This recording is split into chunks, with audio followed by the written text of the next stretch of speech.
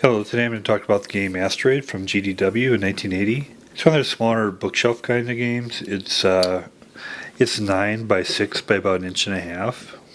Kind of similar to other games they have, like Snapshot, for instance, which has a similar format.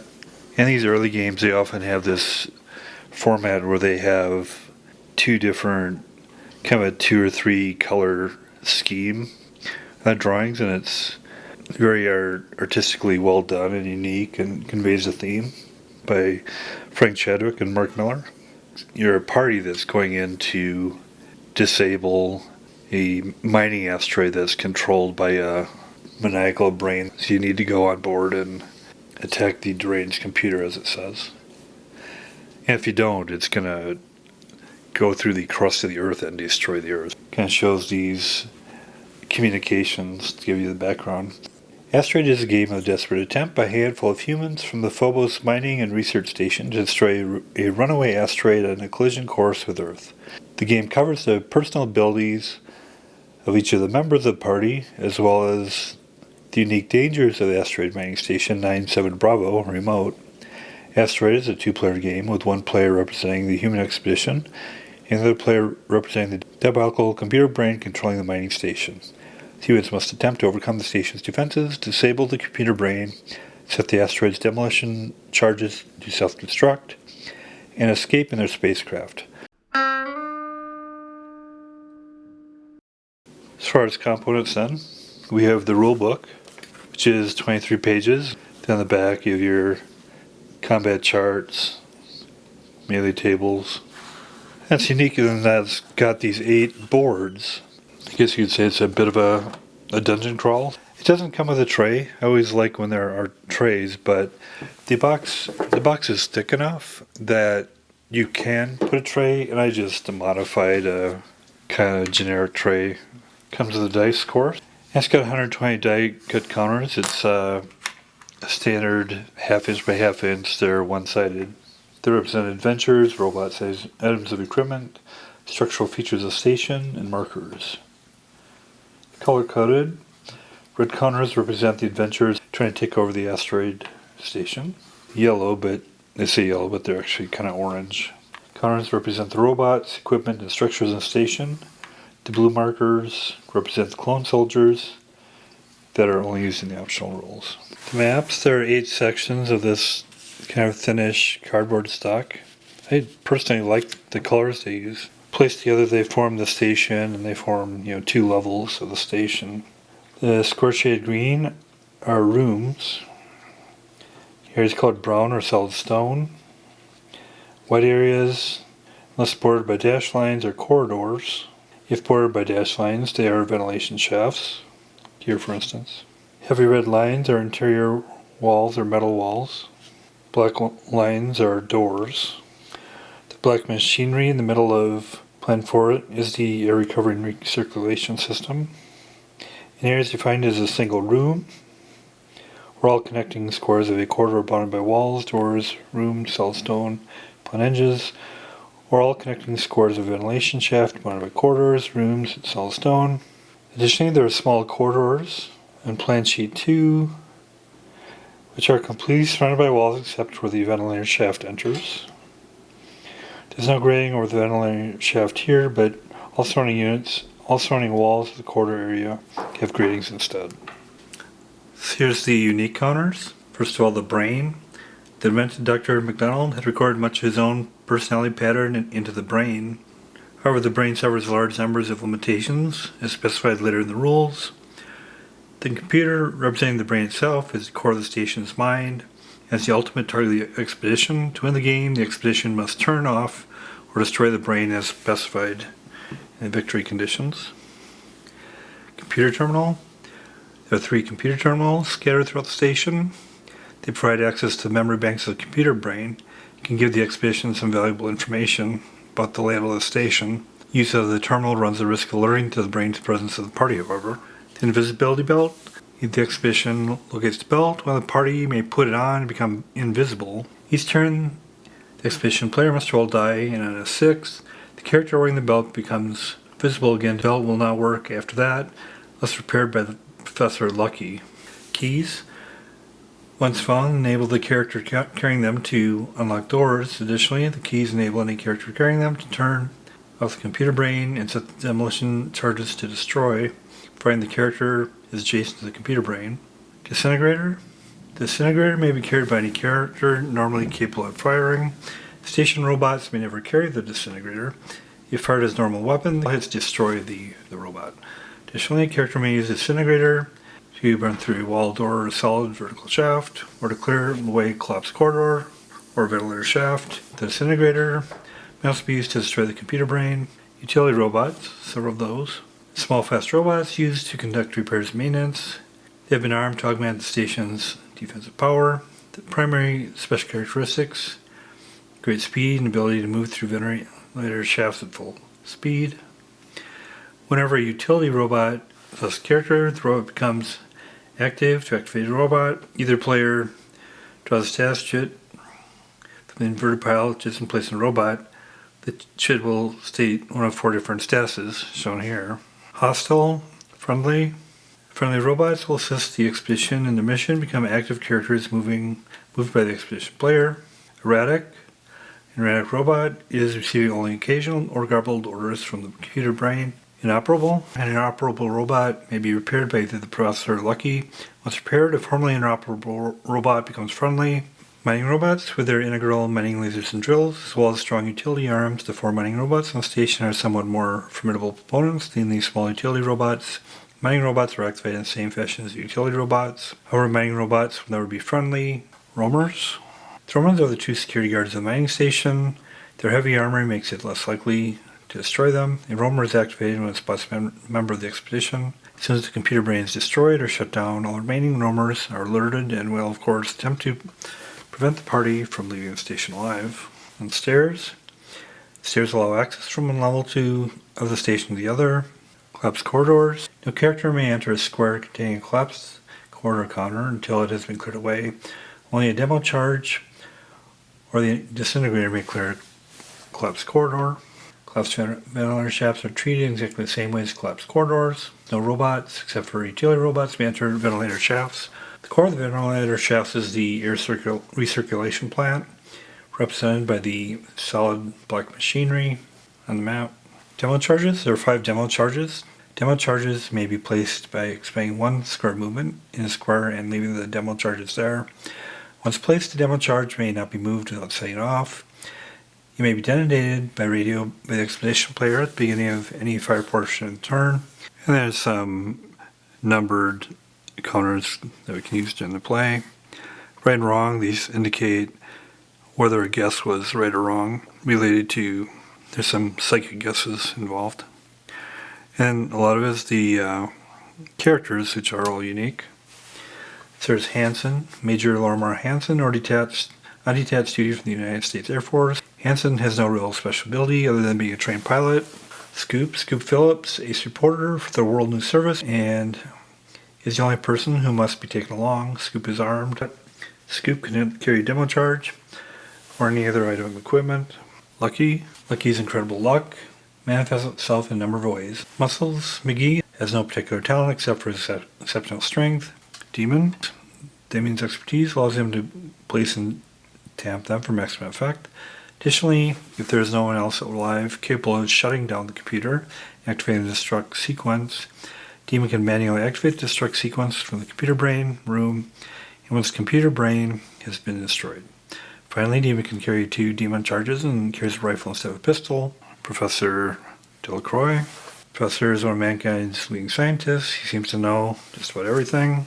He is one of the people who can shut down the brain and initiate the self-destruct sequence. Professor can use computer terminals, repair the invisibility belt, repair robots, and if all the qualified pilots are killed, could safely pilot the ship away from the asteroid. Nicole, his daughter, Professor Delacroix, accompanies him on his trips. Nicole has no special talents, but is better than average shot. The professor's robots.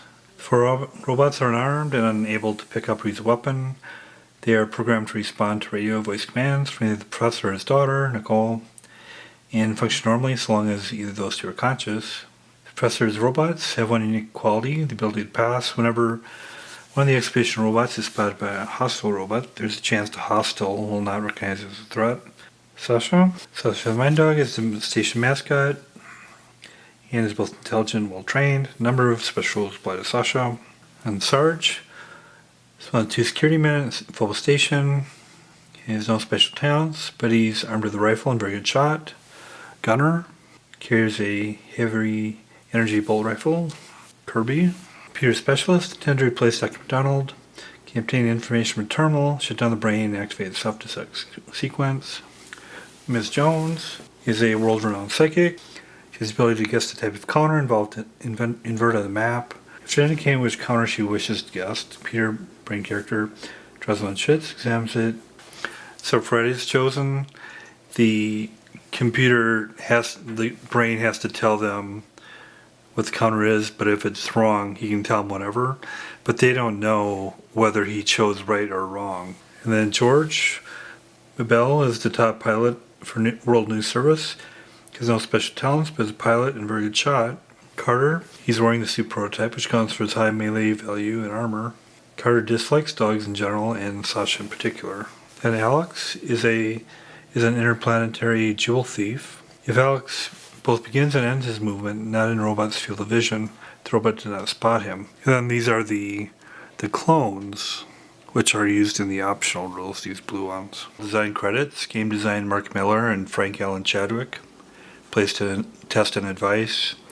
Art direction and graphics, Paul R. Banner.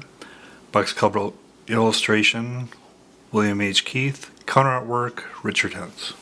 Overview of play. The 2 players prepare the game for play by setting up the station, selecting the forces used. The computer player sets up the station by deciding on its layout and placing the structures, equipment, and robots in the maps. The expedition player selects which characters will make up his expedition. After the asteroid station is entered, the expedition attempts to locate the computer brain and disable it, while fighting the station's robot guards along the way. Sequence of play. Asteroid is played in a series of turns in the following sequence. Expedition player moves, both sides fire, both sides connect melee. Computer player moves, both sides fire, both sides connect melee. And then there's the combat chart. It shows the characters and the results we've discussed in the rules. Station characters and the rules. Melee table, tag differential, and die roll. First of all, the expedition faces the difficulty of having to explore the station to find its computer brain. Before play starts, the computer brain player takes all 8 maps and arranges them in 2 squares of 4 plans each. They may be placed in any order desired, but every part of the station must be accessible to every other part of the same level by corridors and or ventilator shafts. The 2 squares represent the upper and lower levels of the station. Configuration I chose is here. This is the upper level 7125 and the lower level 3864. And then the expedition party will discover them one by one. The computer player keeps track of the configuration as I've shown here. The computer brain player next takes all yellow or orange robot equipment and structural counters and sorts into 3 groups. The first group is the free placement group. It consists of all stairways, computer terminals, computer brain, disintegrator, all mining robots, and all utility robots except for 3. This group. Second group is the ventilator shaft group. It consists of 3 collapsed ventilator shafts and the remaining 3 utility robots. The final group is referred to as the random group. It consists of 3 collapsed corridor counters, all 5 roamer robots, the keys, and the invisibility belt. So when these are placed in the order of free placement, ventilator shaft, and random, and you invert these before you place these. First of all, doing the free placement group must be placed initially and may be placed in any room or corridor area. No more than 1 counter may be placed in any single corridor area or room. The computer brain must be placed in room, not a corridor. Stairs may be placed anywhere desired, but the 4 ascending stairs must be placed on the bottom level and the descending on the directly above the ascending. So first of all, the stairs, I have them distributed among the different maps here, and then the corresponding ascending ones. Utility and mining robots, again, they're each in a unique corridor or room, distributed across here, somewhat, evenly distributed, I guess. Computer terminals, got a couple on the upper level in these rooms, then one on the lower level in area 8, in section 8. Computer brain is down in this room. Disintegrator is here on the upper level. And then the next group to be placed is the ventilator shaft, following by the random, and they're inverted, so you don't know where, what you're drawing there. So the ventilator shaft group, all 6 counters in group are placed face down and drawn randomly. Each counter is then placed in ventilator shaft area. The computer player does not look at these randomly drawn counters before placing on the map. No more than 1 counter may be placed in each ventilator shaft area. So I did have, I'd have 1 each in the ventilator shafts going to this main machine area here.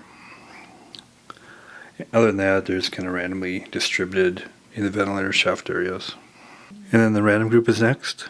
The counter is inverted and drawn randomly with each counter placed in corridor area. The computer player does not look at these counters before placing them on the map. No more than 1 counter may be placed in a single corridor area, and no random group counter may be placed in a corridor area containing a counter from the free placement group. So placing the items in the corridors, kind of going back to the rules of rooms. Rooms are the green areas. An area is defined as a single room or all connecting squares of a corridor bounded by walls, doors, rooms, solid stone, and plant edges. And that led me to place these groups here. So for instance here, there's a corridor in between rooms. There's one that's on the edge of a plant edge. So distributed them around and made sure I had, some around the brain here, for instance. Then following the placement of all counters, the computer brain player may examine the counters and write down if desired. I'm not going to do that, I'm just going to keep them on the boards. And then turns them all face down. After knowing the relative placement of the maps, a piece of scratch paper, which I did here, all 8 maps are separated and placed in numeric order. And then here's the maps in numeric order with all the counters inverted. And then selecting the expedition.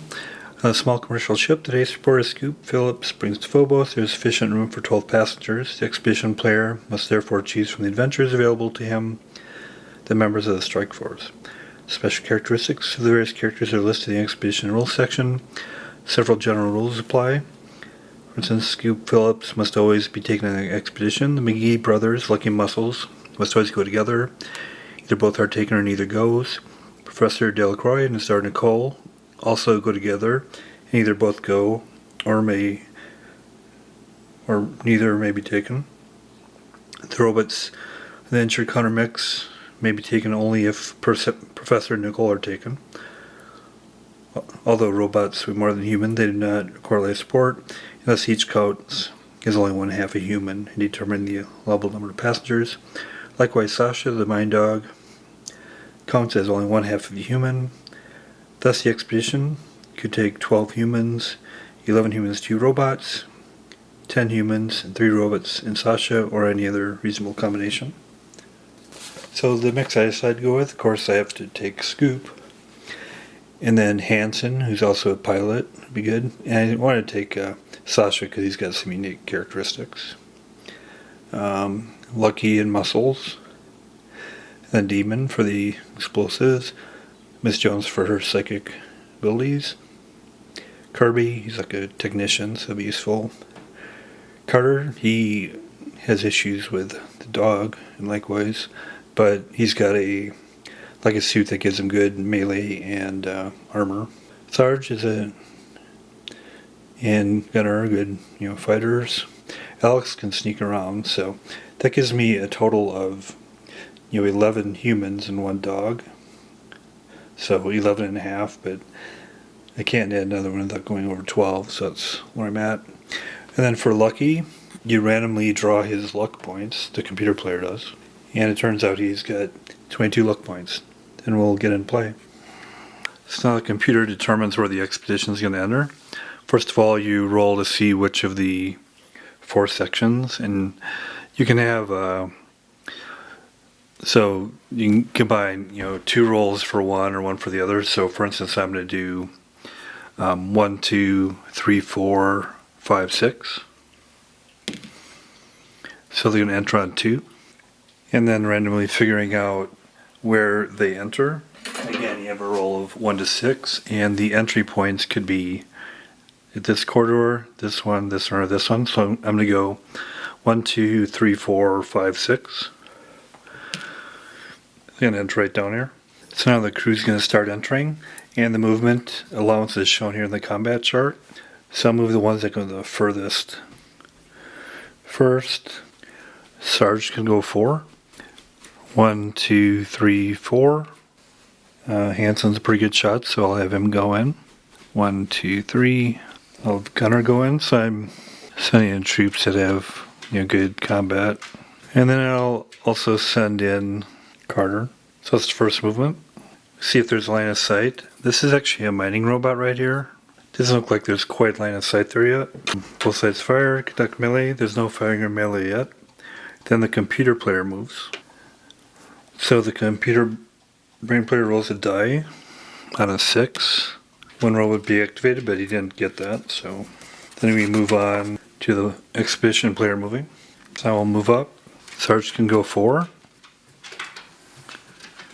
Spotting happens after the movement. Hansen can go 4. Gunner can go 3. And Carter can go 3. Then we'll move in a couple more. Let's move in Sasha, Muscles, and Lucky. And then spotting. Again, we'll verify what this is. It's a mining robot. And now we'll see what its characteristic is. It's hostile. So now firing combat between Sarge and the mining robot. So Sarge is simultaneous. To hit close, he needs 3 or less. He misses. The mining robot, to hit close, needs a 4 or less. He hits. And since it's hostile, it'll be controlled by the computer brain.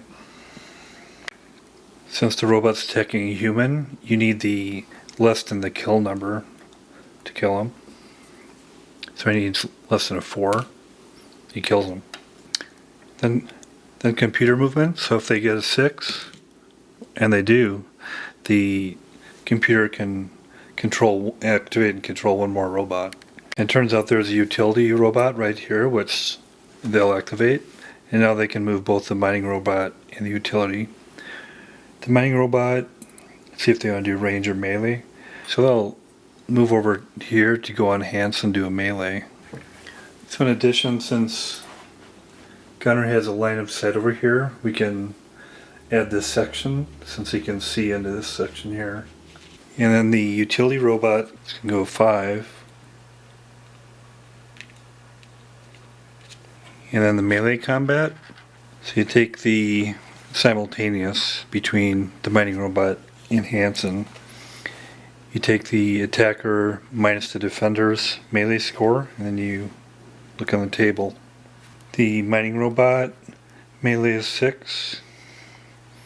Hansen's melee is 4. So 2. Let's go to the +2 column. 6 kill. So he killed Hansen. Well, we'll see what Hansen does. So again, it's 4 to -2 effect. So the mining robot killed Hansen. Kind of deadly so far for our heroes. So we'll move the gunner. Moves 3. Start moving over here. Let's to check out this area. So Sasha will go over here. Muscles can move 3. Lucky. And then we'll move in Mrs. Jones so that we can start using her psychic abilities. And also moving Alex. And we'll get Demon going in there too. And as far as combat, he can only go this far because he would need one more to go through the door. So he'll just stay there for now. And he'll do a ranged combat against the mining robot. First we see if they hit. Hansen hit close. It's a good shot, so he'll hit. And the mining robot hit close. He also hits. And see the results. To kill, Hansen needs a 4 or less. He fails. The mining robot, he succeeds. So we killed the mining robot. Then the mining robot also goes. And he's going a human, so he needs less than 4, so he fails. So the mining robot is destroyed. And then we see if the computer can activate anybody. Nope. On a 6 they would, but they didn't. They move the utility robot.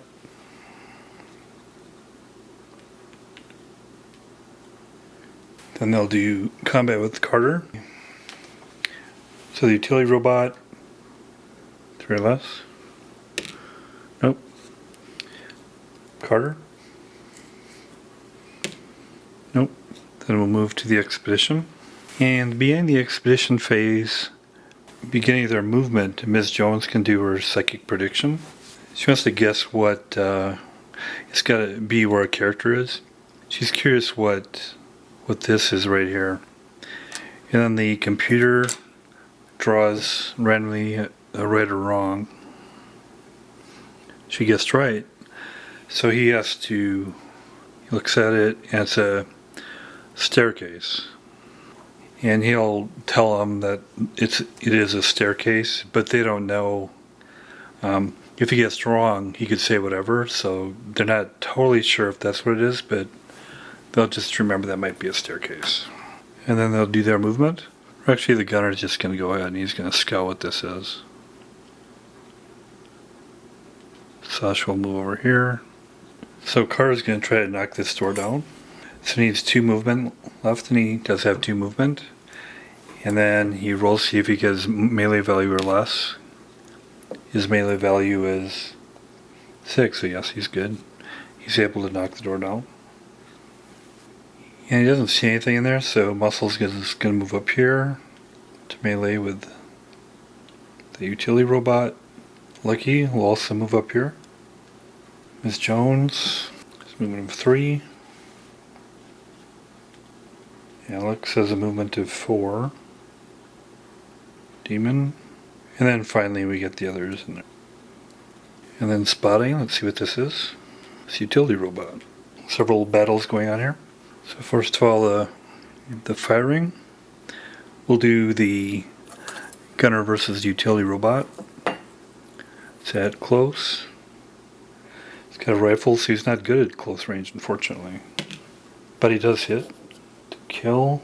6 less, so he does kill him. See if the utility robot does anything. He needs a 3 or less. Doesn't. Gunner kills utility robot. And then Lucky and Muscles are on this one, but firing is before melee. So we'll do that first. So when Lucky still has luck points, and he still does, he's got 22, he uses 1 luck point and he deducts 1 from the... So he'll reduce 1 from his die roll, so he can hit on a 5 or less.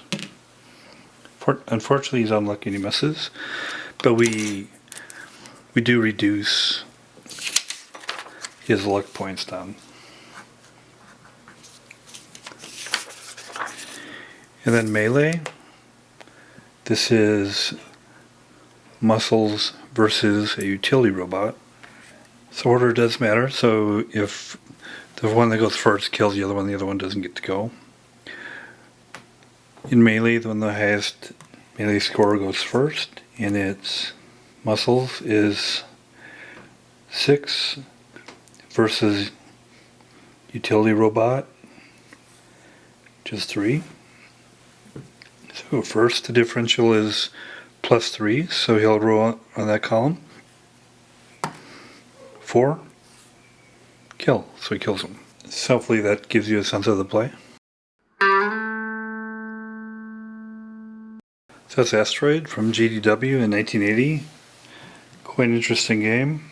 It's kind of a space, well, it's a space dungeon crawl with interesting elements as far as trying to save the world by disrupting the corrupt computer. Components, I mean the counters are basic, but I do like the map. It's kind of a good color scheme. Works out really well. Like that you can change the different layouts to get different configurations. A lot of neat theme to it. The combat's fairly straightforward, but you get a lot of variations in what the different characters do, and selecting your party. There's a lot of interest there, so I imagine there's a lot of replayability. It's definitely a unique game. It also has the optional rules. You can even have basically a clone army of just military guys going in there to try it too. It's got a lot going for it. I'd give it a 7 out of 10. Thanks a lot.